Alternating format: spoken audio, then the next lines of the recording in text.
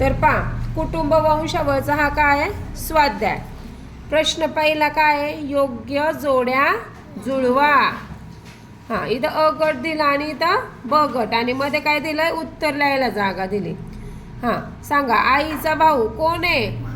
ब गटातून शोधून लिहायचंय. कोण आईचा भाऊ? वडिलांची बहीण? आईची बहीण?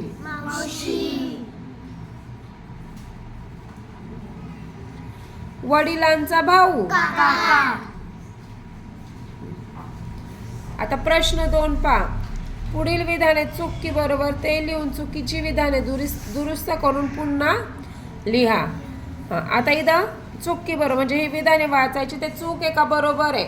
बरोबर असेल तर ठीक आहे, पण चूक असेल तर परत ते दुरुस्त करून लिहायचे. हा, पिढी म्हणजे कुटुंबातील आधी असलेल्या व्यक्ती. चूक आहे का बरोबर आहे? बरोबर. काय आहे?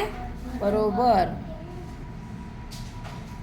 हा, इथं काय सांगितले? वडिलांकडील सर्व नातेवाईकांची आडनावे एकच नसतात.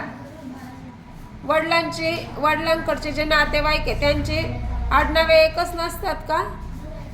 एकच असतात ना. म्हणजे हे विधान काय झालं?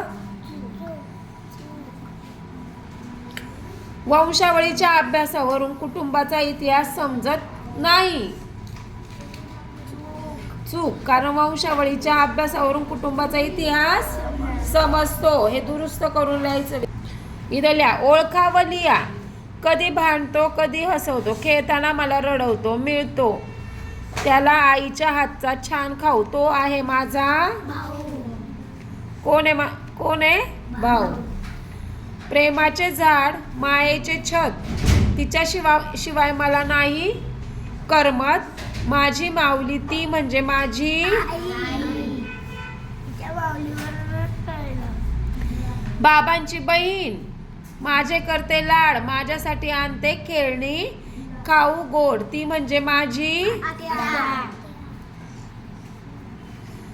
आईचा भाऊ म्हणतो फिरायला जाऊ, हसवतो खेळवतो खाऊ देतो, हा म्हणून आवडतो मला, तो आहे माझा मामा.